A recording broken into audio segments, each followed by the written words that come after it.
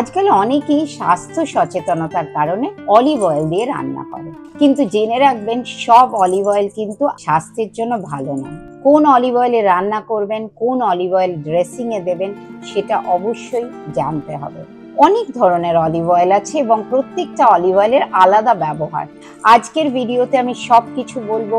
Olive oil যখন কিনবেন, packaging এর মধ্যে অর্থাৎ বটলের মধ্যে কি দেখে কিনবেন এবং কোন ধরনের অলিভ অয়েল ব্যবহার করবেন। নাম্বার 1 হচ্ছে এক্সট্রা ভার্জিন অলিভ অয়েল। এই অলিভ অয়েল হচ্ছে সবচেয়ে বেস্ট অলিভ অয়েল। এর নিউট্রিশনাল ভ্যালু সবচেয়ে ভালো, অনেক বেশি অ্যান্টিঅক্সিডেন্ট থাকে এবং পলিফেনল থাকে অনেকটাই। এটা প্রসেসিং করা হয় কোল্ড প্রেস করে, কোনো কেমিক্যাল থাকে না, কোনো হিট দেওয়া হয় না। এই দিয়ে কখনোই রান্না করবেন না, তাহলে কিন্তু ভালোর বদলে এটা খুব আনহেলদি হয়ে যাবে। এটা নর্মালি ড্রেসিং বা ডিপ তৈরিতে ব্যবহার করা হয়।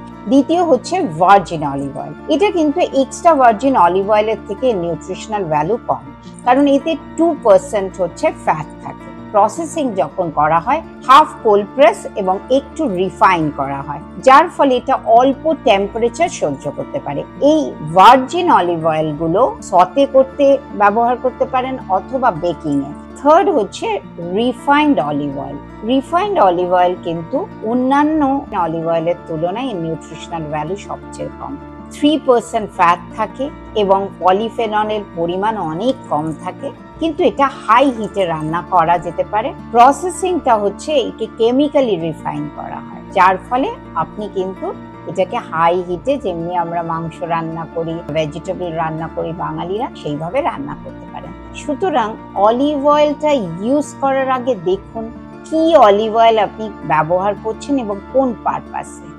সবচেয়ে শেষে বলবো, প্রথমেই বটলে দেখে নিন প্রসেসিং বা হারভেস্ট ডেট কোন সময়, যে সময় তৈরি হচ্ছে বা প্রসেস করা হচ্ছে তার 6 মাসের মধ্যে, ম্যাক্সিমাম 1 বছরের মধ্যে অবশ্যই এটা ইউজ করবেন।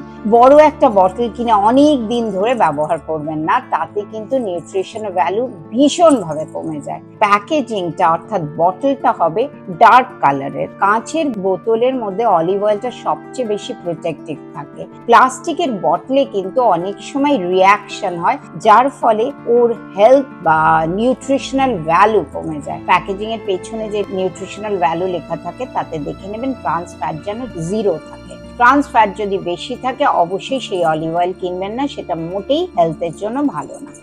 Consult with Reshmi Roy Chaudhary, the Bengali dietitian from Chicago, USA.